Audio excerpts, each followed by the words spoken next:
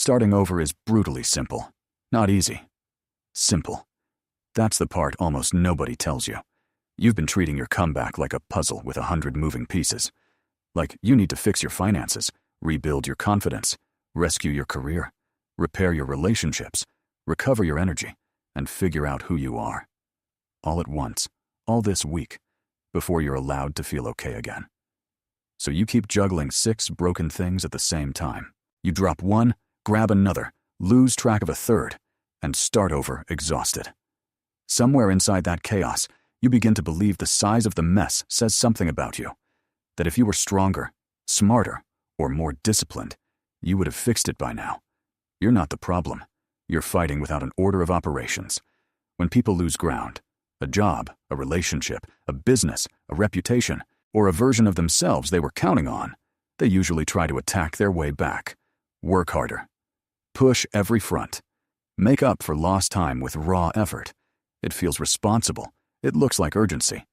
But it often keeps you stuck because you can't outwork a campaign with no sequence. When everything is a priority, nothing receives enough force to change.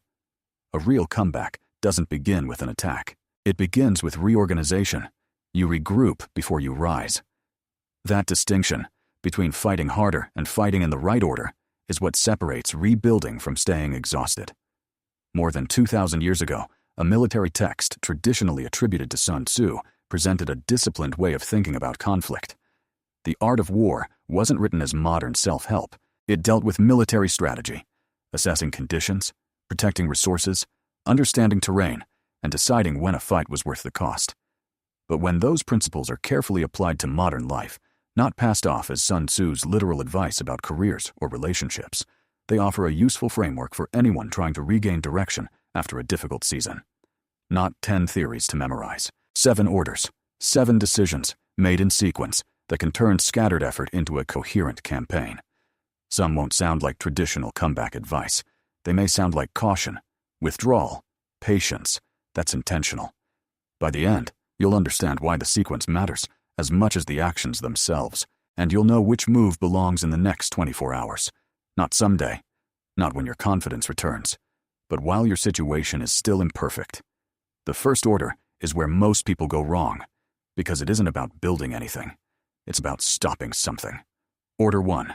Stop the bleeding. Before you rebuild, before you make a new plan, before you set another ambitious goal, answer one uncomfortable question. What is still actively making your situation worse? Not what originally caused the collapse. What is continuing it today? You can be trying to recover while still losing ground. A habit may be draining your remaining energy. A commitment may be taking more than it returns. A recurring expense may be reducing your breathing room. A pattern of making important decisions while panicked may be creating new problems faster than you can solve the old ones. Loss isn't only financial. It can be time disappearing into distraction. Attention divided across 10 imagined emergencies. Energy spent defending a life that no longer exists. Sleep sacrificed to late-night worry that produces no decision by morning.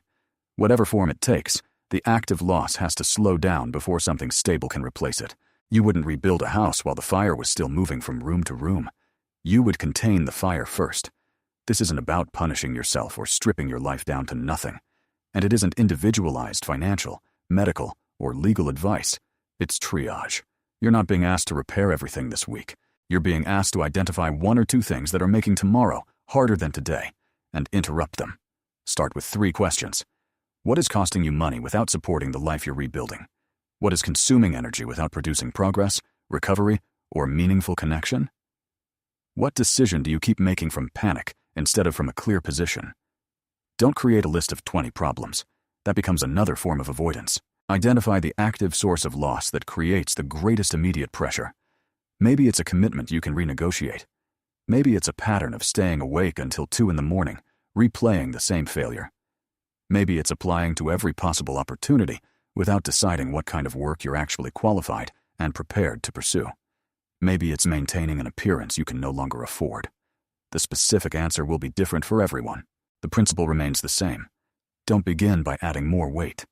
Begin by stopping the weight that's still falling. And notice what happens when you do.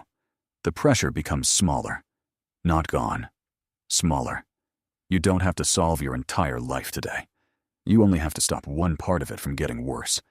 That is a task your mind can hold, a task you can complete, a position you can defend.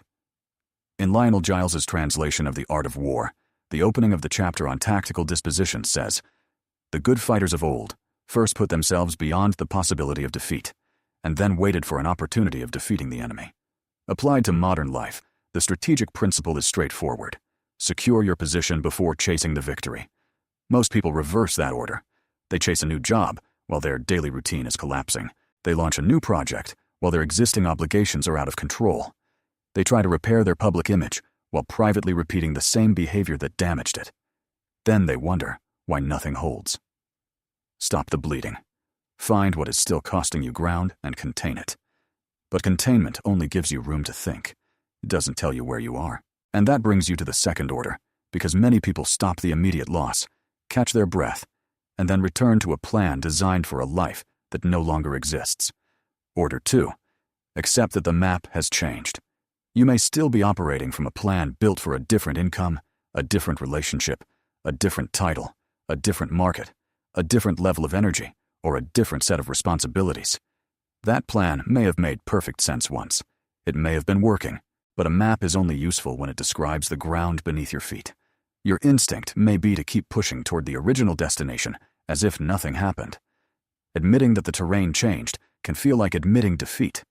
You may worry that adjusting the goal means lowering your standards, disappointing people, or allowing the loss to define you.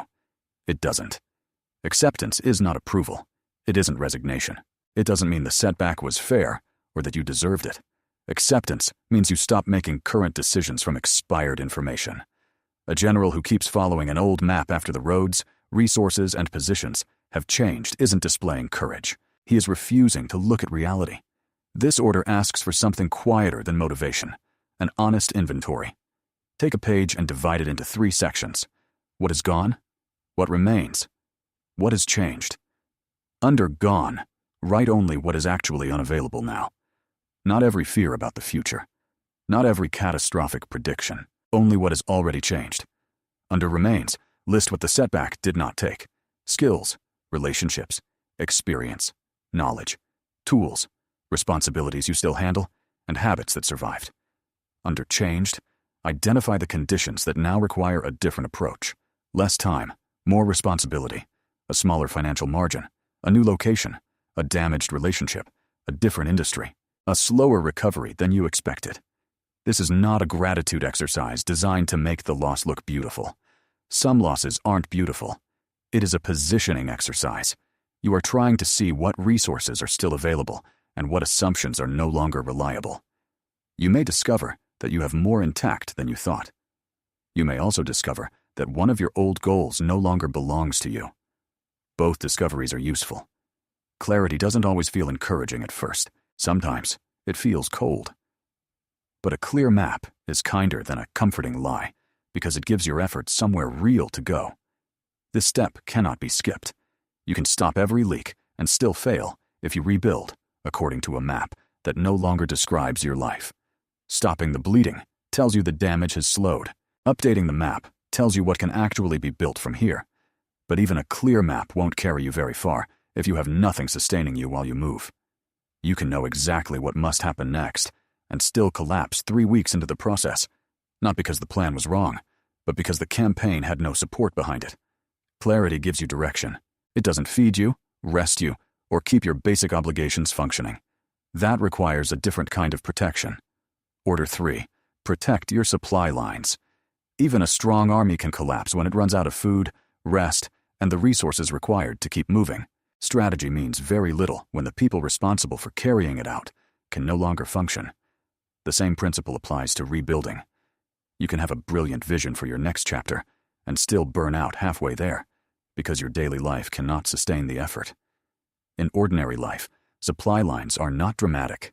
They're sleep, food, baseline income, a workable schedule, transportation, a place to think, the few relationships in which you don't have to perform, the ability to fulfill small commitments consistently.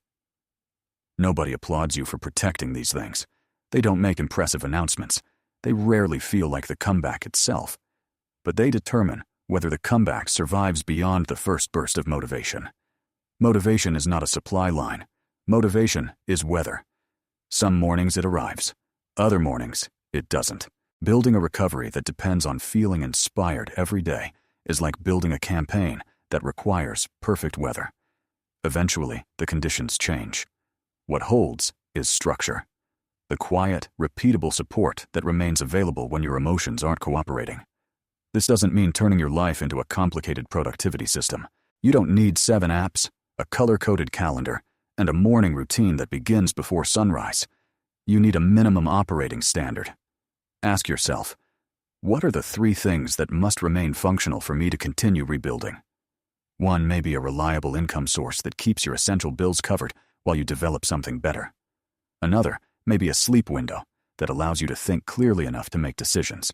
Another may be 1 honest conversation each week with someone who helps you remain grounded.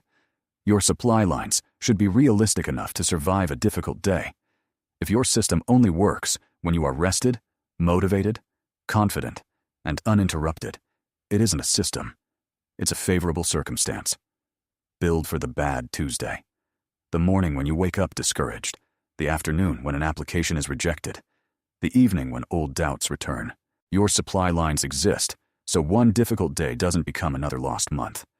Protecting them may feel unimpressive. That's fine. A comeback doesn't need to look dramatic while it is becoming durable. Once your basic support is protected, the situation stops feeling like a sprint you're already losing. There is enough ground beneath you to continue tomorrow, but protecting your resources only helps if you are standing on ground worth defending.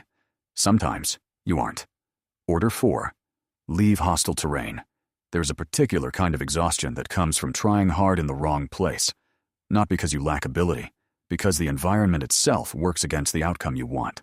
It rewards the wrong behavior, consumes resources faster than you can replace them, or makes every step forward cost twice what it should. Terrain can mean your physical environment. It can also mean a routine, a social expectation, a business model, a communication pattern, or a strategy that was once useful and has become a trap. Maybe your work environment rewards constant availability, but gives you no path to develop. Maybe your routine was designed for a version of your life with fewer responsibilities. Maybe the people around you are not malicious, but every conversation pulls you back toward habits you were trying to leave behind. Sometimes the hostile terrain is something you created yourself, a standard so unrealistic that every imperfect day feels like failure. This is not permission to leave a job, relationship, treatment plan, or legal obligation impulsively. Decisions with serious consequences deserve time, professional guidance when appropriate, and a clear understanding of the risks. The strategic question is more measured. Does this environment make the outcome you want more possible or less possible the longer you remain in it? Does it support the capability you're trying to build? Can the terrain be changed, or must you change your position within it? What would an improved position actually look like? Leaving hostile terrain doesn't always mean walking away completely. It may mean changing when you work, where you work, or who receives access to your attention. It may mean ending a strategy instead of ending the goal. It may mean reducing exposure to an environment while you build the resources required to leave responsibly. The art of war says that the natural formation of the country is the soldier's best ally. The modern application isn't that life should always be easy. It is that your environment should not make every useful action unnecessarily difficult. Difficulty and hostility are not the same thing. Learning a valuable skill can be difficult. Rebuilding trust can be difficult. Showing up consistently can be difficult. Hostile terrain is different. It consumes effort without improving your position. It keeps you busy without making you stronger. A general who moves away from a position that makes defeat likely is not necessarily surrendering. He may be preserving the force required for a better opportunity. You are allowed to stop calling erosion loyalty. You are allowed to change the conditions under which you rebuild. And you are allowed to admit that a strategy has failed without deciding that you are a failure. After you stop the losses, update the map, protect what sustains you, and improve the terrain. Something changes. You finally have enough stability to build. That is also when an old mistake returns in a new form. Trying to build everything at once, only now with slightly more energy. Order 5. Rebuild one decisive capability. 10 damaged areas do not necessarily require 10 simultaneous projects. They may require one capability that makes several other areas easier to repair. Spreading your effort evenly across everything feels responsible. In practice, it often dilutes your force until no single area receives enough attention to improve. The decisive capability will be different for different people. It might be communication, the ability to explain what you can do, ask for what you need, and handle a difficult conversation without disappearing or exploding. It might be consistency, the ability to keep a small promise after the initial emotion fades. It might be a professional skill connected to the opportunities you actually want. It might be organization, physical energy, or the ability to generate a modest and reliable income while a larger plan develops. The question isn't, what would make me impressive?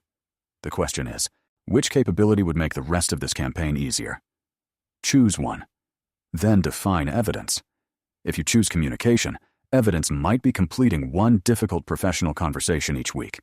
If you choose consistency, evidence might be working on one priority for 30 focused minutes a day for 14 days. If you choose a professional skill, evidence might be producing a small project that demonstrates the skill instead of collecting another certificate that no one will see. The evidence must involve behavior. Feeling more confident is not a useful measurement because confidence changes with the day. Confidence doesn't always need to arrive before action. Often it is rebuilt through action. Waiting to feel like yourself again before you move creates a problem. The feeling you're waiting for may depend on evidence that can only be produced by moving. So build the evidence first.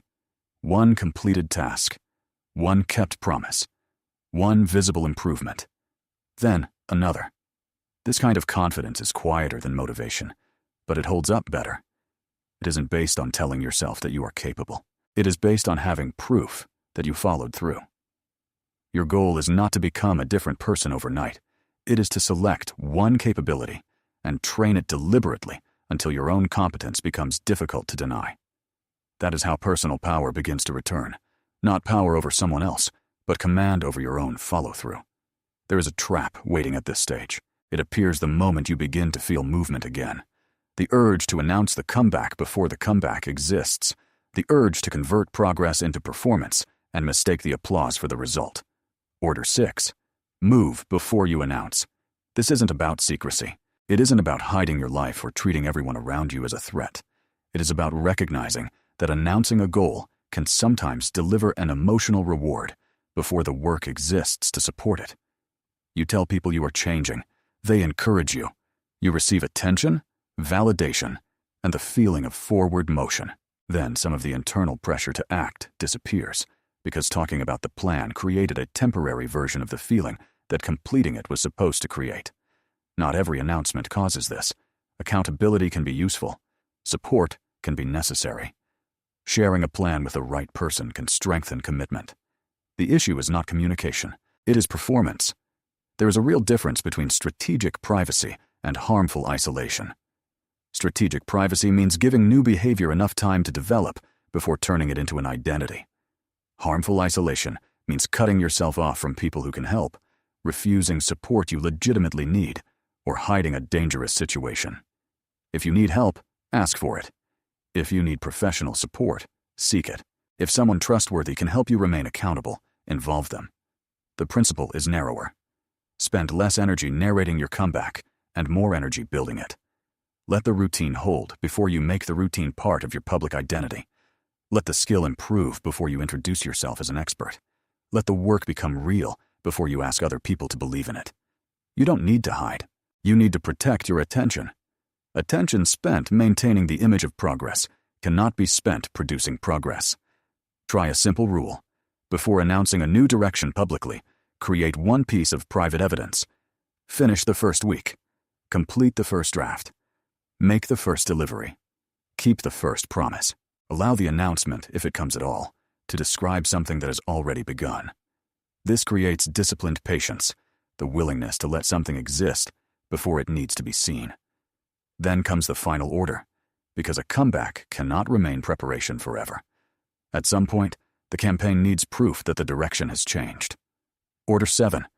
Win one battle that changes your identity. Not a complete transformation, not a dramatic turnaround. One battle. It must be concrete enough to measure, small enough to finish, and meaningful enough that finishing it changes what you believe about your own reliability. It might be following a workable routine for 7 days, finishing a task you abandoned more than once, sending an application you have been delaying, completing a portfolio piece, delivering something you owe, having a necessary conversation, regaining control of one obligation that has been hanging over you. There is no universal battle. Its value doesn't come from how impressive it looks to someone else. It comes from what it proves to you. Choose a battle with a visible finish line. Fix my career has no finish line. Send 3 well-researched applications by Friday does. Get my confidence back has no finish line. Complete the presentation I've avoided and deliver it on Monday does. Become disciplined has no finish line. Keep one realistic promise for 7 consecutive days does. Your first victory should not depend entirely on someone else's decision. You cannot control whether a company hires you, whether someone forgives you, or whether an audience applauds. You can control whether you prepare carefully, submit the work, make the call, keep the routine, or complete the commitment. Choose a battle in which victory includes your behavior, not only the outcome. When you finish it, the evidence says something simple. I can trust myself to move again. Not that everything is repaired, not that nothing can go wrong, not that the campaign is over, only that you can choose a target, commit your resources, and complete the movement. After a long period of feeling powerless, that is not a small thing to know. Hope stops being an emotion you are waiting to feel. It becomes a conclusion supported by evidence. In Giles's translation, Sun Tzu describes a general who advances without coveting fame and retreats without fearing disgrace. Our modern application is not about becoming a warrior. It is about caring more about protecting what matters and completing the work than about looking victorious. That is the thread connecting all 7 orders. You stopped the bleeding by identifying what was still costing you ground. You accepted that the map had changed and stopped making decisions from expired information. You protected the supply lines that allow you to continue on difficult days. You examined the terrain and stopped confusing erosion with loyalty. You selected one decisive capability instead of scattering yourself across 10 different projects. You moved before you announced, giving the work time to become real. And you chose one battle that could provide evidence that you are capable of moving again. These are not 7 unrelated pieces of advice. They are one campaign, in sequence. If you are asking where to begin, return to the first order. In the next 24 hours, you do not need to rebuild your entire life. You need to identify one active source of loss and make one move to contain it. Cancel what can responsibly be canceled. Renegotiate what can be renegotiated. Put distance between yourself and one avoidable distraction. Write down the decision you have been making from panic. Ask for appropriate help if the situation requires more than you can safely handle alone. One move. Then update the map. Protect what sustains you.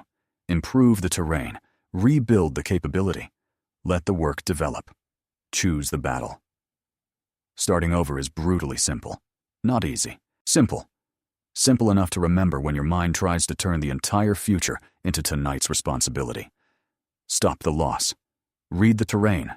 Protect what keeps you standing. Rebuild what makes the next move possible. Then earn one piece of evidence that the campaign has begun again. Which of the 7 orders do you need most right now? Leave the number in the comments. You don't need to explain your whole story. Just name the next move. If you're rebuilding and you want strategy without empty motivation, subscribe to the Comeback General. Every campaign begins with the next right move. You lost ground, not the campaign.